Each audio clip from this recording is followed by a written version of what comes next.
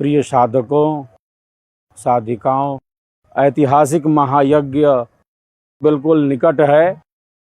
स्वर्वेद महामंदिर धाम के समीप यज्ञ स्थल पर ही मौजूद हूँ।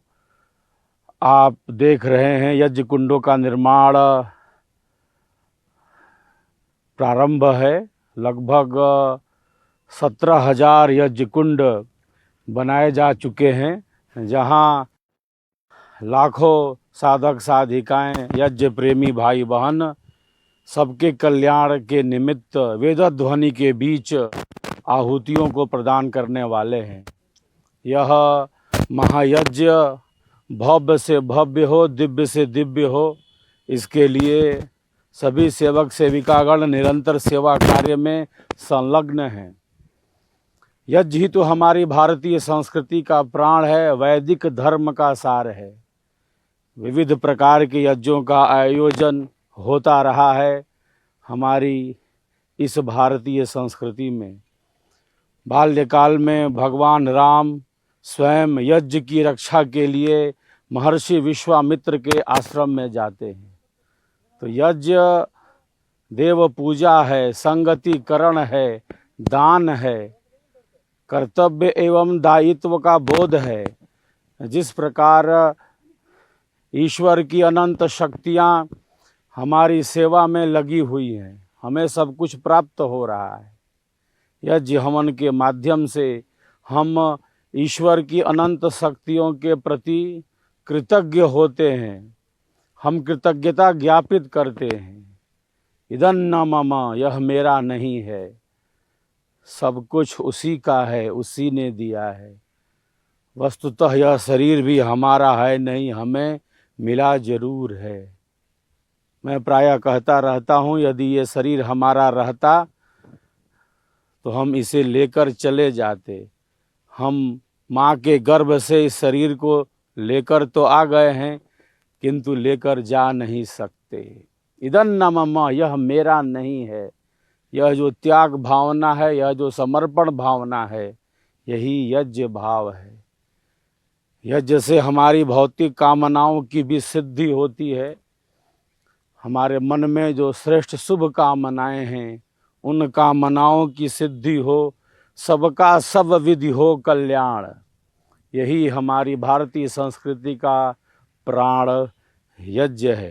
तो यह अद्भुत ऐतिहासिक अवसर हम सबों के समक्ष है, जब हम सब इस 25,000 कुंडीय वैदिक महायज्ञ में, स्वर्वेद ज्ञान महायज्ञ में आहुतियों को समर्पित करेंगे। कितना अद्भुत दृश्य होगा जब एक साथ इस 25,000 कुंडों से अग्निदेव प्रकट होंगे और सबके कल्याण के लिए, दुखियों का दुख कम हो, पीड़ितों की पीड़ा कम हो, सबको सुख मिले, सबको शांति मिले, सबकी सद्कामनाओं की सिद्धि हो, सबका सब विधि हो कल्याण।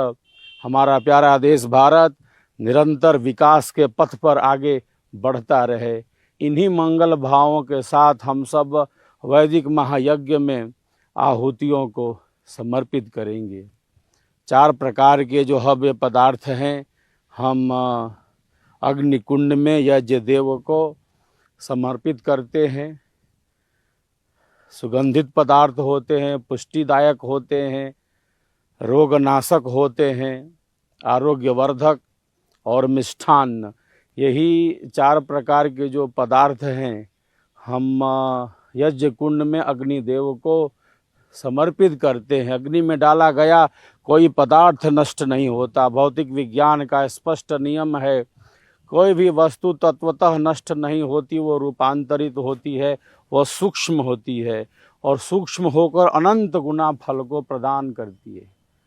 तो यज्ञ मात्र एक भौतिक कर्मकांड नहीं है, यह एक आध्यात्मिक अनुष्ठान है, इसके पीछे विज्ञान है।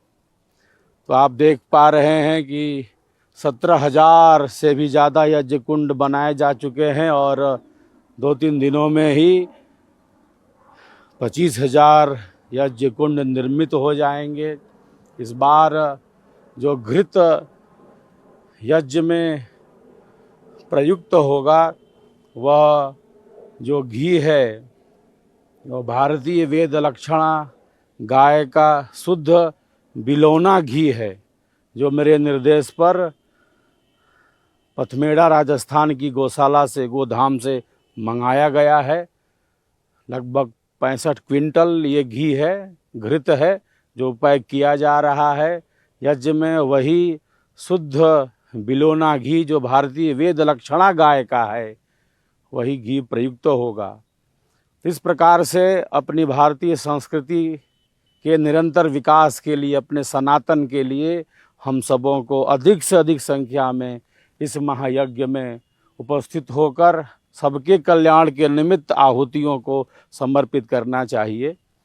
यज्ञ कुंड के समीप वृद्ध जनों के लिए, रोगी जनों के लिए कुर्सी इत्यादि की भी व्यवस्था मेरे निर्देश पर रहेगी इस बार, ताकि वे कुर्सी इत्यादि पर बैठकर भी आहुतियों को समर्पित करेंगे। जो शारीरिक रोगों से ग्रस्त हैं उनके लिए भी, या अधिक आयु वाले जो हमारे वरिष्ठ जन हैं, उन सब की सुविधा का ध्यान में रखते हुए कुर्सी इत्यादि की भी व्यवस्था रहेगी प्रत्येक ब्लॉक में। तो यह महायज्ञ बिल्कुल समीप से समीप है।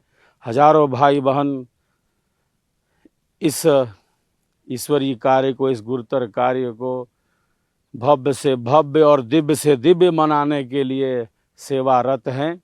मैं आशा ही नहीं बल्कि पूर्ण विश्वास रखता हूं कि आप सब अधिक से अधिक संख्या में इस महायज्ञ में उपस्थित होकर सबके कल्याण के निमित्त आहुतियों को समर्पित करेंगे।